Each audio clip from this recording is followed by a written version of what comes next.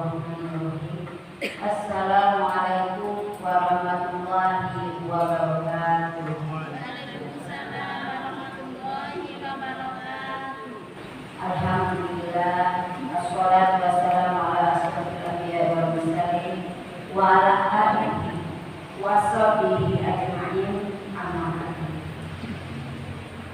Syukur alhamdulillah kita panjatkan kehadirat Allah Subhanahu wa taala yang mana pada siang hari ini kita dapat berkumpul di Masjid Jinhu ini dalam keadaan sehat walafiat.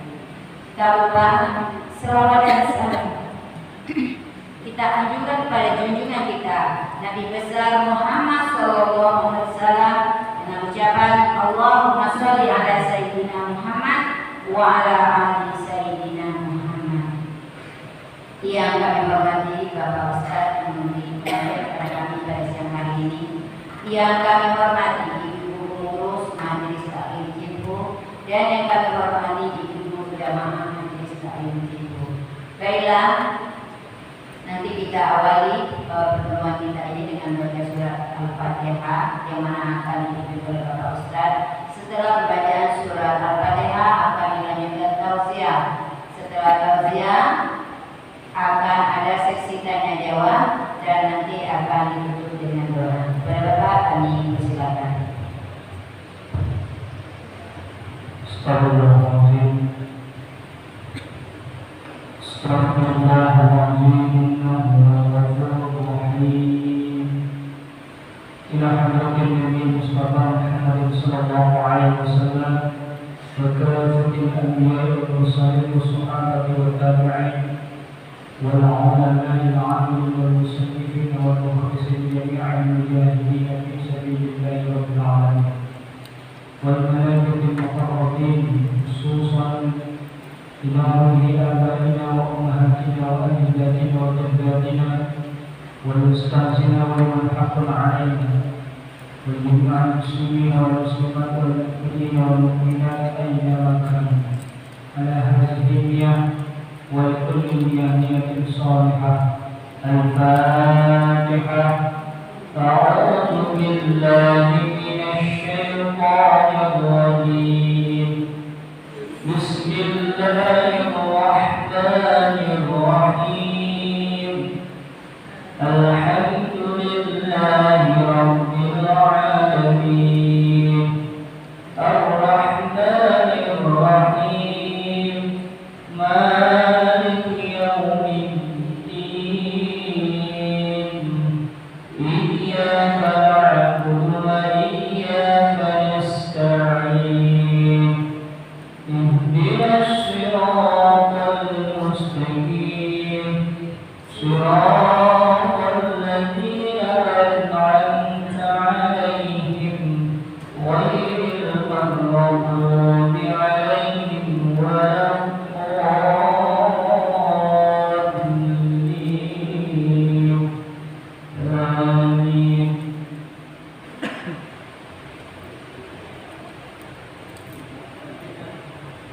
Bismillahirrahmanirrahim. Assalamualaikum warahmatullahi wabarakatuh. Alhamdulillah. Alhamdulillahi rabbil alamin. Wassalatu wassalamu ala asyrafil anbiya'i wal mursalin wa ala alihi wa sahbihi rasulillahi ajma'in. سبحانك لا علم لنا إلا ما علمتنا إنك أنت العليم الحكيم ولا حول ولا قوة إلا بالله العلي العظيم. أما بعد. Yang sama-sama kita hormati Ibu Ketua Pengajian Majelis Taklim Masjid Jinhu serta pengurus lainnya, yang saya hormati ibu baik yang masih muda maupun ibu yang tak muda lagi. Banyak yang tak muda lagi, lumayan. Bersyukur kita kepada Allah Subhanahu wa taala dengan ucapan alhamdulillahirabbil alamin. berselawat kepada Nabi dengan kata Allahumma sholli ala Sayyidina Muhammad wa ala ali Sayyidina Muhammad. Ibu sekalian, mohon izin menyampaikan muazatul hasanah pada siang hari ini. Kita akan melanjutkan materi yang mana 3 bulan yang lalu berasal dari sini. Dulu saya membahas tentang Al-Hidayah Ustadi pada pelajaran yang kedua dan menyatakan hukum sembahyang dan segala yang bergantungan dengannya atau syarat-syarat wajib sembahyang. Nah, pada sore hari ini saya akan membahas melanjutkan materi kita, yaitu syarat sah sembahyang. Dulu wajib sembahyang, sekarang syarat sah sembahyang. Beda ya. Nah, kitab yang kita kaji pada siang hari ini yaitu petunjuk yang indah pada pelajaran fikih Syafi'i dengan mudah.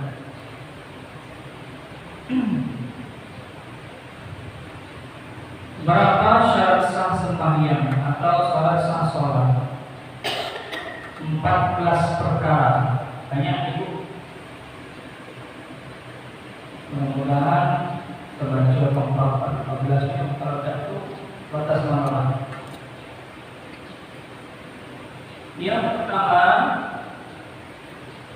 ketika kita ingin melaksanakan ibadah, baik itu mahdhah wa ghairu mahdhah, baik itu sifatnya wajib ataupun sunnah, maka yang harus kita perhatikan yang pertama kalinya adalah terbebas dan suci dari hadas kecil dan hadas besar. Itu poin yang pertama. Nah, ketika ibu melaksanakan ibadah, ibu dalam keadaan berhadas kecil dan hadas besar, maka sembahyang ibu tidak sah. Artinya ibu melaksanakan ibadah dalam keadaan tidak bersuci.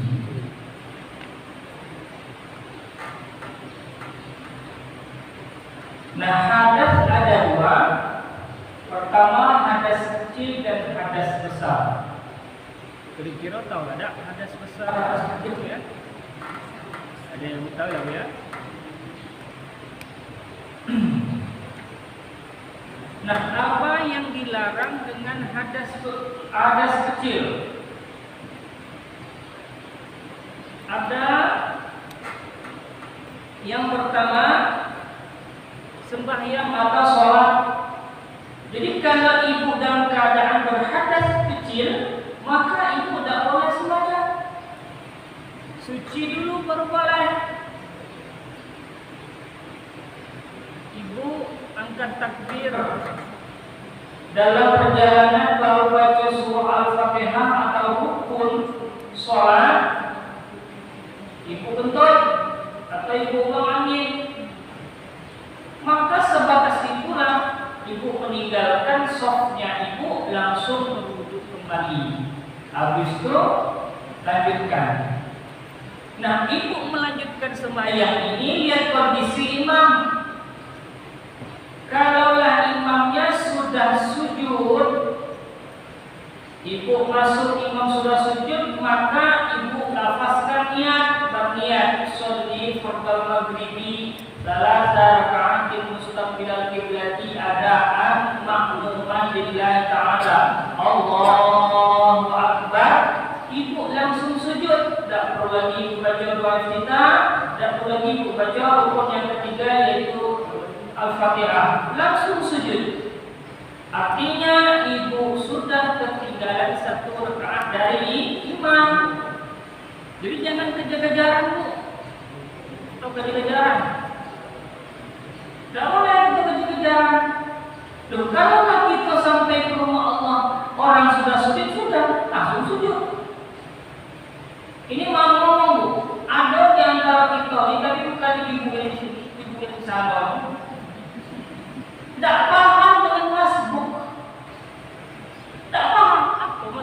Pak Ustaz, anak kasus masbuk itu artinya ibu ketinggalan dengan imam.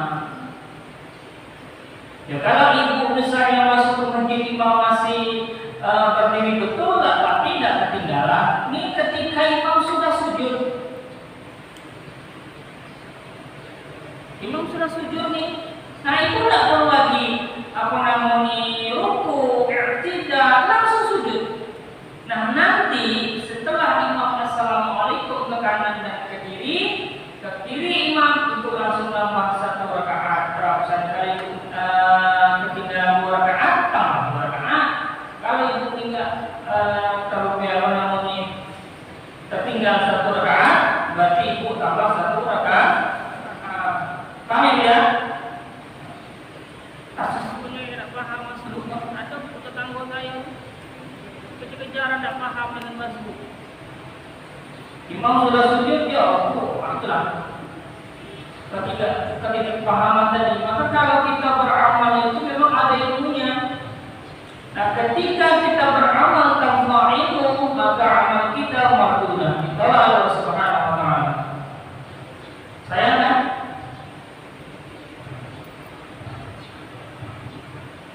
Kalau saya ngaji ibu di majelis taklim, apalagi majelis taklim bidang saya, ini yang saya bahas dari istijab, saya bahas bagaimana istijab yang benar, wudhu yang benar, walaupun itu sudah benar, tapi akan mengingatkan bacaan dan segala macam.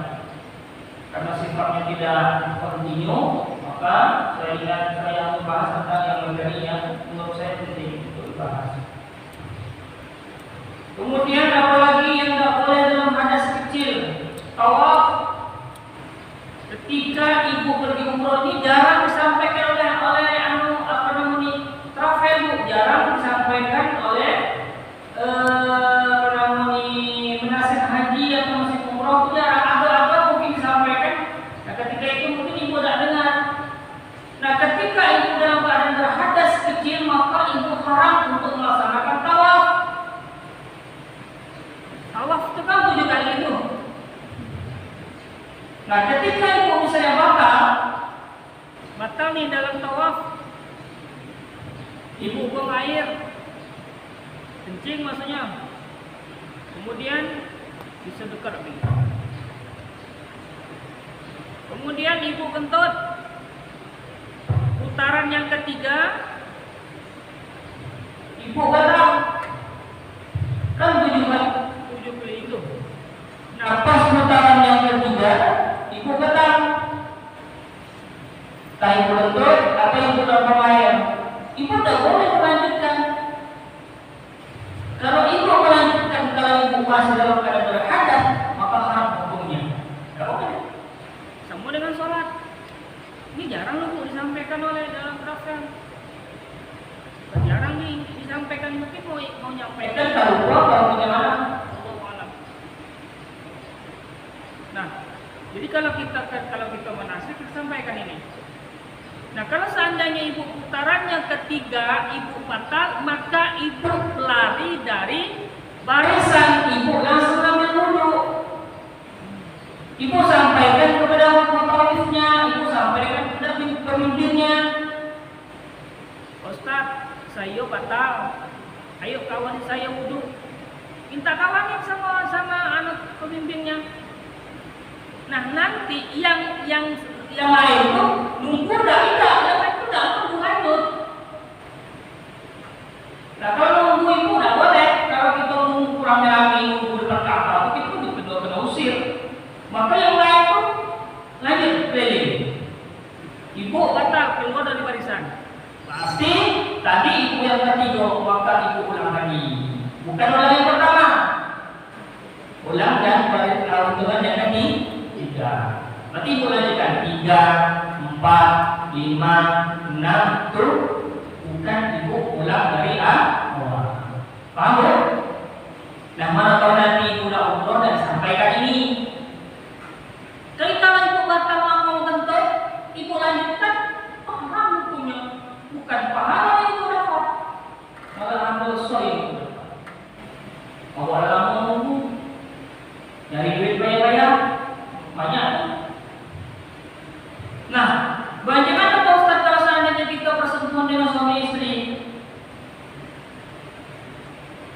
Ayo, siapa bisa jawab?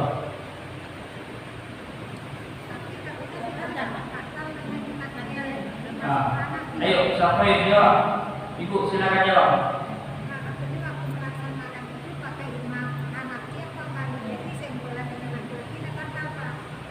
Ya, kita.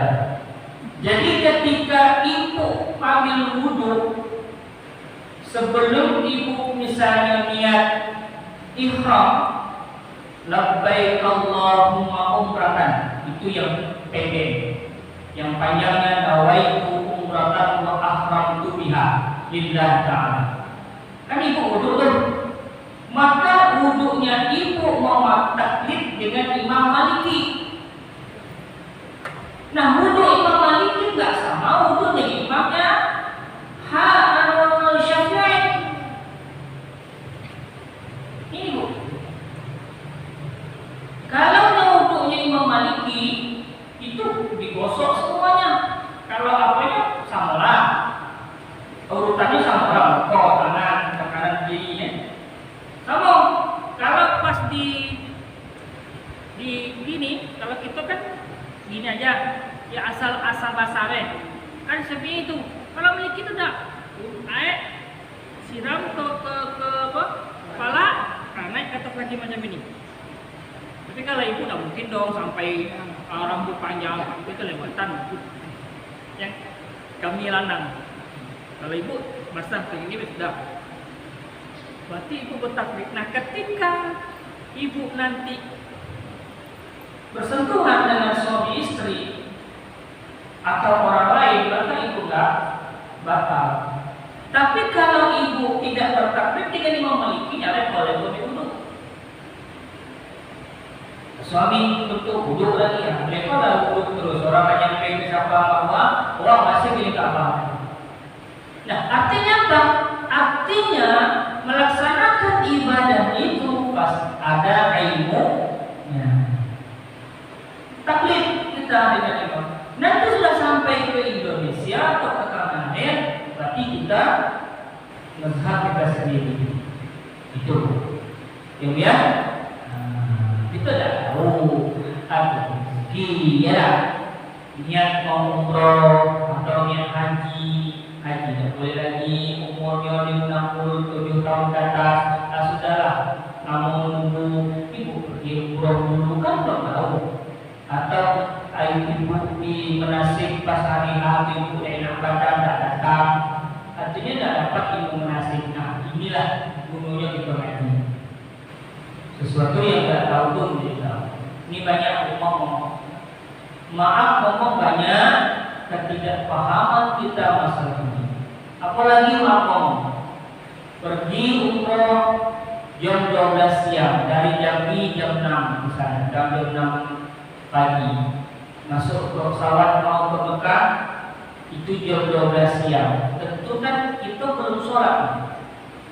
Walaupun kita mau sholat pun waktu sudah masuk itu akan ketinggalan pesawat. Macam mana caranya? Berarti kita sholat di pesawat. Oh Pak Ustaz, pesawat ada di air. Mana caranya?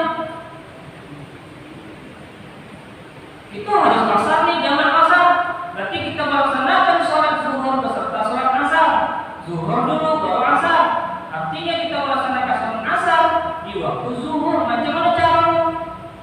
Kalau kita disuruh kata pemimpin kita, ibu sekalian, kita sholat zuhur ya, kaget sekali sholat asar, kan bingung kita. Loh, kok sekali sholat asar? Asar belum. Kalau kita seandainya tidak paham masalahnya, tapi kalau kita tahu berarti dikasarkan jamaah kasar sholat zuhur 2 rakaat dulu. Surat asar. Ayat negatif tayamum. Macam mana tayamum? Tayamumnya kalau kita tidak tahu belajar.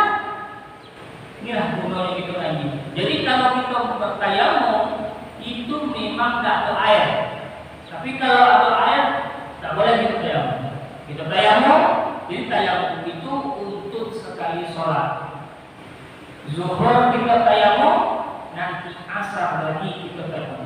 Beda dengan wudhu. Kalau wudhu, ibu dah batal subuh tadi, ibu wudhu dah batal, boleh kok pakai untuk sholat zuhur, boleh kok untuk sholat asar, tidak masalah. Kalau kita dah batal, kira-kira batal lah wudhu mulai sampai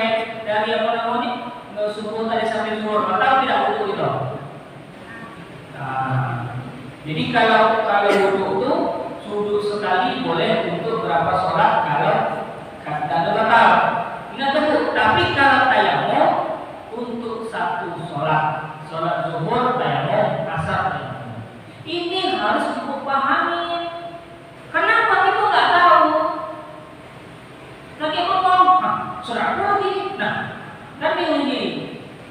Banyak bu yang nggak paham masalah ini bu. Kemarin saya manasik, saya tanya, emang belum ketemu juga, dan belum belajar. Nah, jadi ibu harus paham masalah ini. Sangat disayangkan kalau seandainya kita tidak memahami hal ini. Banyak itu jemaah pergi umroh, sholat zuhuran asar pesawat tidak paham, macam-macam. Waduh, saya bilang kasus ini. Yang sampai ini terjadi. Mudah-mudahan Majelis Ta'lim Tekho ini paham semua, insyaallah. Amin ya rabbal alamin.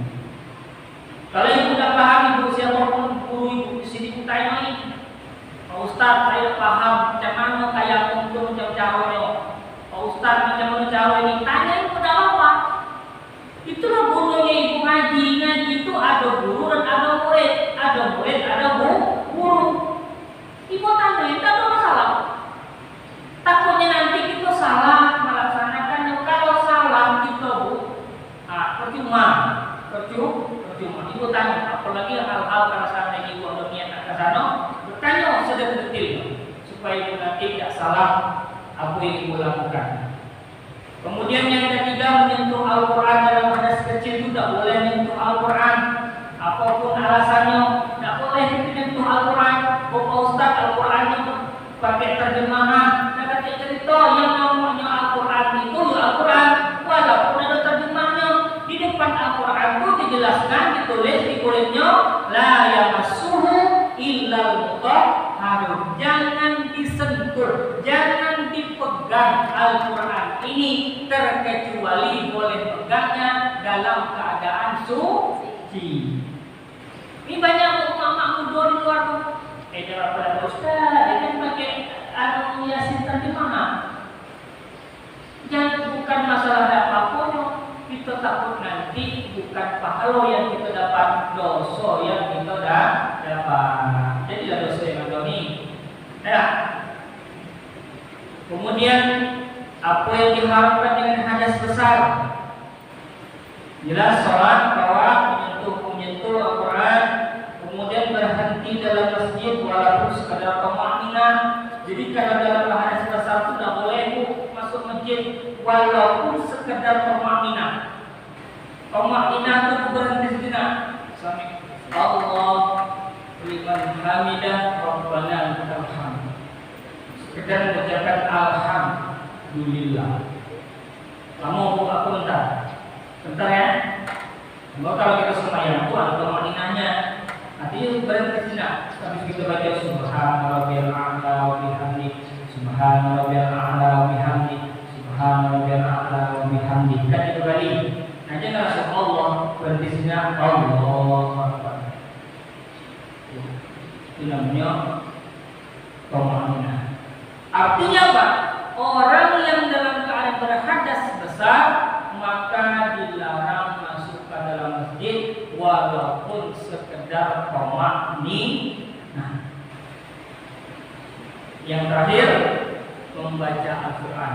Jadi orang yang dalam keadaan berhadas besar itu tidak boleh baca Al-Quran. Tapi kalau untuk mengingat hafalan tidak ada masalah. Kemudian yang kedua, syarat sah yang kedua, syarat sah sembahyang yang kedua, suci dari najis pada tempat. Jadi ketika kita mau sholat, pastikan tempat kita sujud, tempat kita sholat ini bersih, suci. Tempatnya suci, kemudian badan kita suci, dan pakaian kita suci. Jadi tempat, badan, pakaian itu suci. Maka kalau ibu melaksanakan ibadah sholat, mau sholat sunnah maupun sholat yang wajib, sebelum ibu pakai mukena, belum diperjaga cium dulu, bau tidak. Kalau bau rasanya nggak usah dipakai. Kakek kawan sholat samping tidak usul gara-gara mukena kita ini mukena sebulan dan cuci. Apalagi mukena di masjid, tapi bukan masjid ini, masjid yang sana tidak pernah dicuci. Benda itu putih, kira kalau orang lain. Jadi dari ibu kalau ada mukena di masjid ini, ibu cuci, itulah pahala buat ibu. Berapa lagi cuci mukena itu? Paling 10.000. Timbang 3 tidak nyampe sekilo ibu. Sekilo cuma 7.500, taruhlah 3 kilo cuma 9.000 ibu habis. Bilang kepada masjid, biarlah saya cuci ini selagi Allah memberikan kesempatan hidup buat saya cuci mukena. Itulah pahala buat ibu. Cuma 9.000 duit itu. Seminggu taruhlah seminggu 2 kali, maka seminggu 20.000 untuk habiskan duit itu di mukena. Itulah 20.000 nanti itu. Ini kalau saya lihat masjid itu tidak pernah dicuci mukena. Ampun dia, tidak mungkin saya cucinya. Tidak apa-apa, asal orang tidak lagi dia cucinya. Cuci cuma sama mesin behang. Maka kalau beli ini tolong cuci. Timbang berapa? Cuma 3 kilo, tidak nyampe 3 kilo. Sekilo cuma berapa? 3.500 cuma sekilo. Nah, tidak terlalu juga. Ada tahu lagi saya. 3.500 itulah nanti untuk orang itu daerah. Jadi kalau masuk neraka, apa kata malaikat? Jangan. Itulah ibu yang cuci. Aku pernah dicengol. Masuk ke surga Allah. Masuk surga. Cuma 3.500. Ini ibu, jadi hal yang kecil ini. Kan dia jangan nengok. Saya nyebut dia tak pulang gimana jaga proyek. Jadi kalau ibu pakai mukena di rumah, cium, pakai, harus pakai. Jadi lebih baik kita pakai punya kita sendiri ketimbang orang lain. Kita tidak tahu. Tapi kalau terkesan telah itu, badan kita orang bersih, semayang, kemudian pakaian kita tidak perlu perbarui, ganti rapi bersih. Mukena pastikan mukena itu dalam tergolong. Mukena tergolong nampak orang itu, maka batal semayang itu. Ulang lagi semayang, membat tubuh. Nah, pastikan mukenanya nggak ada yang bolong. Kemudian yang selanjutnya adalah jangan memegang najis. Kalau ada cicak jatuh, tikus jatuh, orang jatuh, kalau orang jatuh dah boleh buka. Kalau cicak atau tikus jatuh jangan dipegang pakai tangan, pakai tisu, ya, atau dihalau dengan sapu. Itu.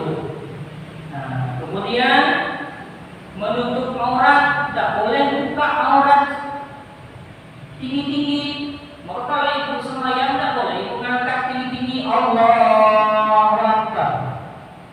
Nampak mukena, nampak kaki ke atas. Besok ya, Allah tutup. Ibu ada yang tutupin. Kalau kami tidak ada kami tutupin. Kalau kami ada yang Allah macam ini, ada yang Allah macam ini. Berambut banyak kalau semayang gitu. Boleh tak kita nyalain? Tak boleh kita nyalain. Oh tak boleh macam ini tak sah semayang. Dasar ibu bilang dasar apa? Itu. Tanya ini rukun apa sunnah? Nah, nanti apa gitu? Oh rukun, mana tahu tak takbir rukun. Tangan kita macam ini. Ya. Jadi kalau tangan kita orang macam ini, jangan, itu sunnah.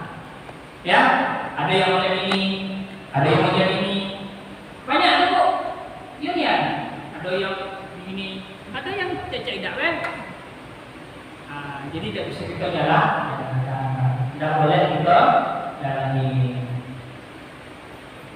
Kemudian sholat menghadap kiblat, tidak boleh kita menghadap kiblat kecuali kita dalam kendaraan, dalam pesawat. Kalau jangan pesawat pula kita semayang duduk kita depan macam itu, kata Pak Ustaz ada kiblat kita belakang macam ini, macam mana semayang? Kita diam tempat duduk kita deh. Ya. Jadi kalau dalam kapal, dalam pesawat tak salah. Tapi kalau di darat, kalau kita di homestay atau di penginapan, tanyain mana kiblat ini, tanya punya homestay itu, di mana kiblatnya? Macam itu. Jadi menghadap kiblat. Jangan tidak menghadap kiblat. Ya. Nah, kemudian syarat selanjutnya mengetahui akan masuk waktu. Oh, waktu dah masuk, baru kita sembahyang. Jangan kita sembahyang sebelum masuk waktu. Ya. Dan jangan pula sembahyang di akhir waktu. Gara-gara mak-mak yang tak muda ni sembahyang isya-nya jam 12 malam. Ya tidak. Tapi bukan ibu di sini. Ibu dekat rumah saya. Apa nanya kenapa ibu sholat isya-nya jam 12 malam?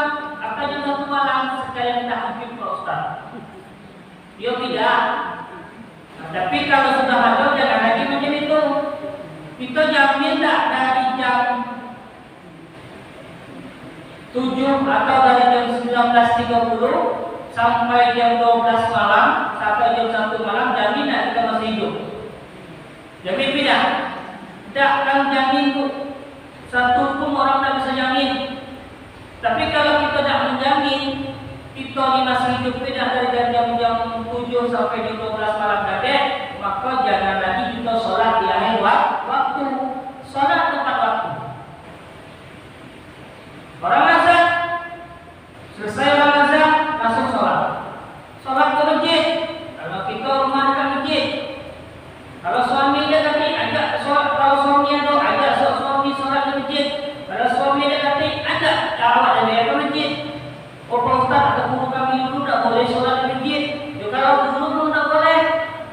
Karena pernah Nabi mengatakan ada suatu terjadi zaman Rasulullah, ada seorang wanita sholat di masjid.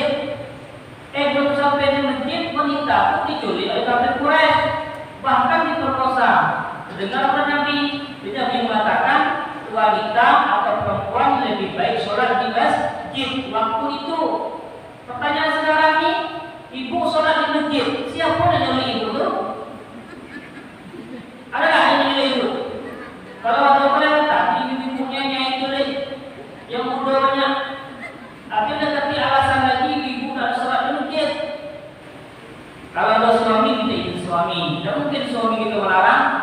Ajak suami di masjid. Bayarlah kita sholat di tembok. Enak sholat di tembok tu ada AC, ada kipas angin sejuk lah. Sampai isya, baca Al-Quran, baca ini, baca itu, sampai isya berbalik. Kapan lagi kita dekatkan diri kepada Allah? Kerja lagi, ngurus orang tidak lagi, nanti ngurus cucu bilang. Sisakan waktu kita itu dekat dengan Allah.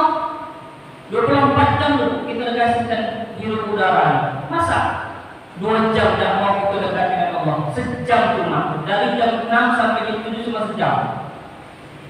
Tak mau kita sejam. Tak tahu lagi nak ngomong. Kecuali yang mak bodoh dia. Lain lagi bab memang tu apa lagi? Dunia ni apa lagi nak dia? Nak jadi PRT, jangan kasih kami ni walau apa lagi? Maka dari itu tak haruslah dekat dengan Allah. Kita tak tahu kapan Allah panggil kita. Nah, sisa hidup kita ni dekat dengan Allah. Maka kalau ingin husnul khatimah, ciri-ciri orang yang husnul khatimah itu salah satunya adalah di akhir hayatnya selalu mendekatkan diri kepada Allah, berbuat baik dan selalu mendekatkan diri kepada Allah. Oke, tadi saya dibisik oleh wawancara bersama teman-temannya bagi jam 9. Nah, sekarang saya kasih bertanya kurang lebih 5 menit kepada ibu. Kami persilakan untuk yang hal yang ditanya.